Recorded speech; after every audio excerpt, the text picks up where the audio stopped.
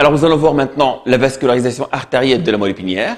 Cette vascularisation est assurée par deux systèmes. Un système dit vertébro-basilaire et un deuxième système dit radiculo-médulaire. Nous allons commencer par le système vertébro-basilaire.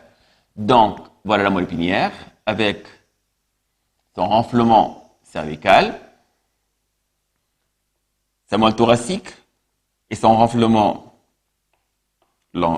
lombaire et sacré. Ça se prolonge à l'intérieur de la boîte crânienne par le tronc cérébral. Ça, c'est la base du crâne. Donc, il va séparer la boîte crânienne en haut du rachis en bas. Ce rachis, on le marque maintenant par les arcs des vertèbres cervicales, C1, C2, C3, etc. Alors, cette vascularisation provient, comme on l'a dit, en premier, à partir des artères vertébrales, qui sont issues des branches de l'artère subclavière, qui elle-même est une branche de l'aorte. Donc ça, c'est la crosse de l'aorte. Voilà. Qui va donner les troncs supraortiques. Le premier, c'est le tronc artériel brachiocéphalique, qui va se diviser en ces deux branches terminales, l'artère carotide primitive droite et l'artère subclavière droite. Ensuite, on a l'artère primitive, carotide primitive gauche, et finalement, on a l'artère subclavière gauche. Chaque artère subclavière va donner une branche, première branche, qui est l'artère vertébrale. Les artères vertébrales vont cheminer le long du cou, dans les foramens transversaires des vertèbres cervicales, caractéristiques des vertèbres cervicales, à partir de la sixième vertèbre cervicale. Ensuite, au niveau de la première, elle va pénétrer à l'intérieur du canal vertébral, puis rapidement remonter vers la boîte crânienne en passant en avant du tronc cérébral.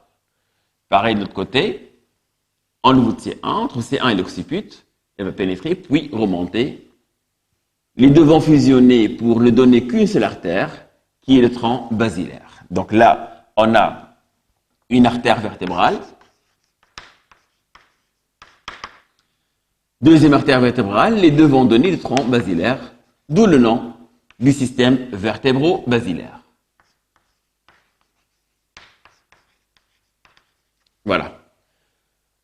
Lors de la pénétration maintenant à l'intérieur du canal vertébral, chaque artère vertébrale va donner une première branche qui va cheminer sur la face postérieure de la moelle, et ce n'est autre que l'artère spinale dorsale.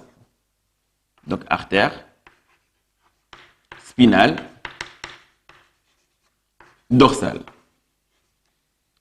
Puis, en passant en avant de la moelle pour remonter dans la boîte crânienne, elle va donner une deuxième branche. Donc, chaque artère donne une branche. Maintenant, les deux branches vont fusionner en une seule artère, plus volumineuse, bien entendu, qui est l'artère spinale ventrale. Donc ça, c'est l'artère spinale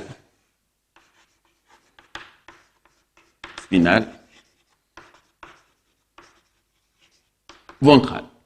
Donc voilà, vous voyez que le système vertébro-basilaire, il est destiné essentiellement à cette moelle cervicale et essentiellement, bien entendu, au renflement cervical. En effet, les artères, en descendant vers le bas, ils vont donner des branches collatérales, et ces branches collatérales vont diminuer le calibre de l'artère en descendant vers le bas. Ce qui fait que l'artère arrive au niveau thoracique, devient des artères très grêles à ce niveau-là. Et n'arrive pas à vasculariser de façon efficace la moelle thoracique. Qu'est-ce qu'on fait? On va ajouter maintenant d'autres artères qui vont renforcer la vascularisation de la moelle thoracique et lombaire. Ces artères proviennent de ce qu'on appelle des artères segmentaires, parce qu'ils ont l'aspect segmentaire, tels que par exemple les artères intercostales, qui vont cheminer comme des segments entre les côtes, voilà. De même les artères lombaires, et de même aussi l'artère vertébrale elle-même va donner aussi des artères qui vont pénétrer à l'intérieur du canal vertébral pour rejoindre le système vertébro-basilaire. Alors chaque artère intercostale va donner une branche qui va pénétrer à l'intérieur du canal vertébral et il va se diviser en deux branches pour rejoindre les artères spinales dorsales et ventrales et former tout un cercle artériel autour de la moelle.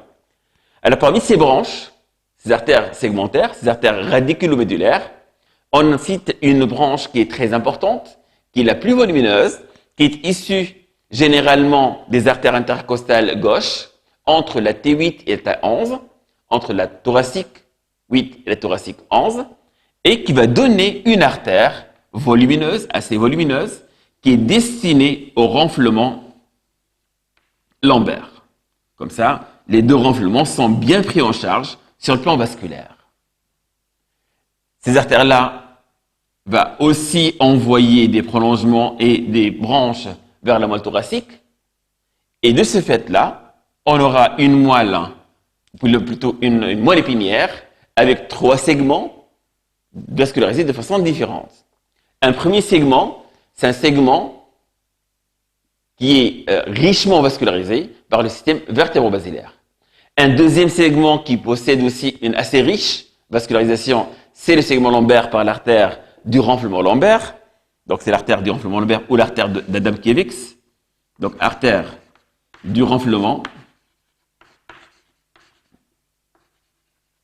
lombaire, qui est issue donc d'une artère thoracique entre T8 et 11, alors que la moelle thoracique maintenant, elle reçoit des prolongements d'en haut en provenance du système vertébro-basilaire et d'en bas en provenance du système radiculomédulaire, notamment de l'artère d'Adamkiewicz ou l'artère du renflement lombaire. Ce qui fait que la moelle thoracique reste une moelle qui est pauvre en vaisseaux et pauvrement vascularisée, ce qui la rend, bien entendu, vulnérable et sensible à l'ischémie et au traumatisme. Sur une coupe maintenant thoracique, pour voir comment ça se passe au niveau de la moelle et autour de la moelle, donc une vertèbre thoracique, l'arc neural postérieur, avec le prostépineux, les lames, on va se mettre au niveau des foramen intervertébraux, que je m'utilise ici, qui laissent passer les nerfs spinaux. Ensuite, on a donc les processus transversaires, peu importe. Voilà. Donc, on va essayer d'être un peu symétrique. Voilà. L'aorte en avant.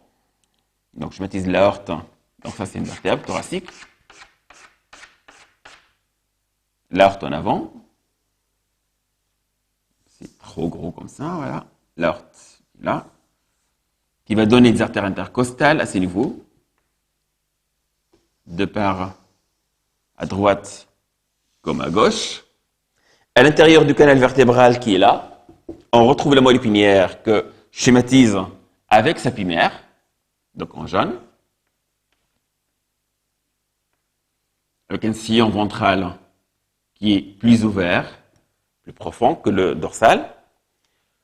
Là aussi, on a les nerfs spinaux avec la racine dorsale qui comporte le ganglion spinal. Avec la racine ventrale, les deux vont former le nerf spinal qui va quitter par le foramen intervertébral, de part comme d'autre. Voilà. Les enveloppes, les autres enveloppes maintenant, on a la dure mère qui va suivre le canal vertébral et va se prolonger en dehors du canal vertébral pour se refermer sur le nerf spinal, il va accompagner le nerf spinal, en lui formant ce cul-de-sac, ce fameux cul-de-sac radiculaire, qui est là, et accompagné ou doublé aussi par l'arachnoïde, qui est une membrane translucide assez lâche. Et ces 3 mélanges vont délimiter les 3 espaces que vous connaissez déjà, à savoir l'espace extradural, c'est un espace graisseux et aussi vasculaire du fait qu'à ce niveau-là, on va retrouver plein de veines épidurales. Un espace sous-dural entre la dure mère et l'arachnoïde, c'est un espace qui est traversé forcément par les veines qui vont vers les veines épidurales. Et finalement, un espace sous-arachnoïdien où on retrouve de liquide céphalorachidien, le LCR. Revenons maintenant au vaisseau. Donc ça, c'est une artère intercostale qui va donner, parmi les branches, qui va donner une branche qui vascularise le canal vertébral, le rachis, disons, avec les muscles autour du rachis, mais aussi une branche qui va pénétrer avec le nerf spinal en le vascularisant pour rejoindre la moelle épinière à l'intérieur. Alors à ce niveau-là, cette artère va retrouver les deux artères précitées, à savoir une artère spinale ventrale et deux artères spinales dorsales, à laquelle elles vont s'anastomoser. Voilà. Ce qui fait, on va voir tout un cercle autour de la moelle épinière. Donc là, je vais schématiser davantage maintenant la moelle épinière. Donc voilà la moelle épinière isolée, côté dorsal, côté ventral.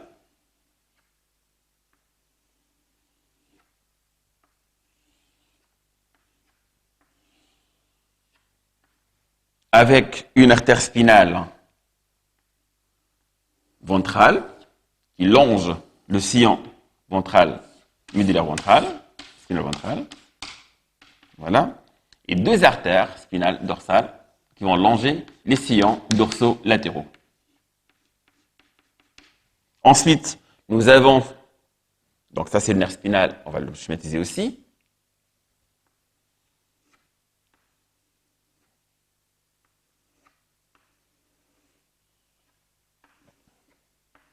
De racine.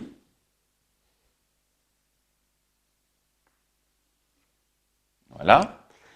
Donc un nerf spinal, une artère plutôt radiculomédulaire qui va pénétrer avec le nerf en se divisant en ces deux branches terminales qui va rejoindre les deux artères spinales ventrales et dorsales. Pareil de l'autre côté aussi. Et on aura bien sûr l'anastomose entre les deux artères spinales dorsales. Ce qui fait maintenant on a tout un cercle artériel qui vascularise la moelle épinière, ce qu'on appelle le cercle artériel périmédulaire ou encore le vasa corona. Donc, cercle artériel périmédulaire ou encore le vasa corona. C'est la couronne vasculaire. Alors, en voyant ça, on va dire que la vascularisation artérielle de la moelle épinière est très anastomotique. Du fait déjà, on a un cercle anastomotique autour de la moelle épinière, mais en fait, la vascularisation de la moelle épinière est considérée comme une vascularisation de type terminal. Donc, elle n'est pas anastomotique. En effet, les anastomoses s'arrêtent au niveau périphérique, périmédulaire, alors que l'intérieur, par exemple, je prends l'artère spinale ventrale, donc ça c'est la substance grise à l'intérieur de la moelle, le canal d'Épandine. Cette artère-là vascularise la majeure partie de la substance grise à l'intérieur de la moelle épinière. Alors que la substance blanche, elle est vascularisée plutôt par les artères spinales dorsales et aussi le cercle périmédulaire.